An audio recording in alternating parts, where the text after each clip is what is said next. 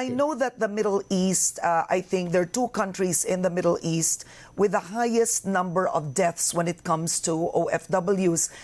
Is that correct, Secretary? Is that the most challenging part? I don't think I can say. I of course, have my staff, and they have put together all the data, which I'll send to you. I don't think we can mention countries, but certainly regions. The Middle East and Africa have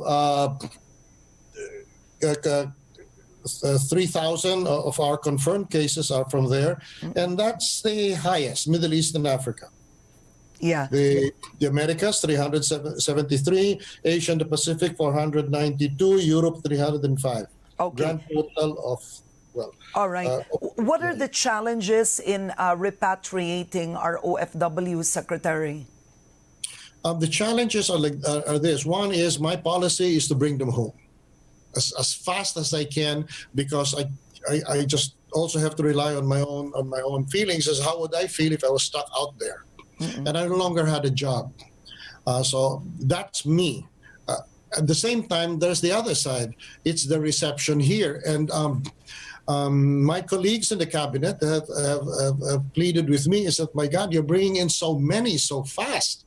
And because of the requirement of quarantine, the requirement of testing, the delay in the results of the testing, he said, maybe could you please try to moderate, there's a famous word, moderate your enthusiasm in bringing our people home. Nonetheless, I cannot stop that.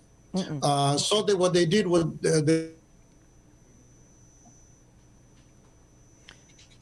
number of flights and the number of OFWs on those flights.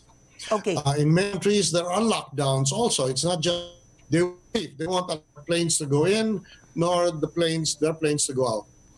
Okay. Now, Secretary, Yes, Saudi Arabia is asking the Philippines to bring home the remains of 200 OFWs, Right. 50 of whom died from coronavirus.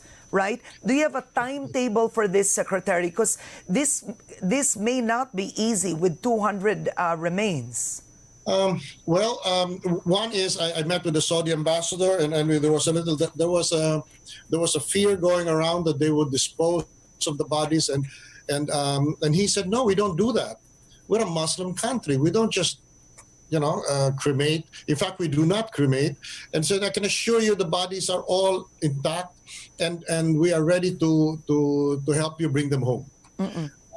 How fast will we do that? We need a flight to get there.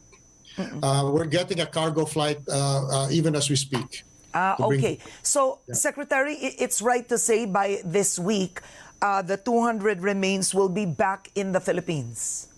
Well, I hope so, but I assured they were very worried about how we would react, because they really value Philippine labor in Saudi Arabia. They said, hey, don't apologize, because when my cousin died, they took his body and they toasted it.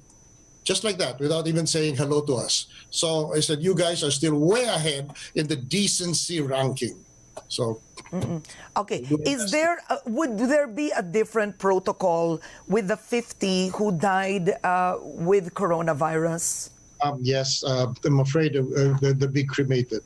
The DOH is handling that, and the cremation will take place. Pero the cremation, Secretary, is in the Philippines. You are not allowing, I mean, just for safety purposes, the cremation, before... No, I can understand what you're saying, and perhaps if the families had wanted it, but I understand, I may have gotten this wrong, but I understand that if they were cremated, it would be much easier. But still, the kingdom does not believe in that practice. They're very strict, and they accord the deceased, the remains of the deceased, an extraordinary degree of respect, regardless of religion. Okay.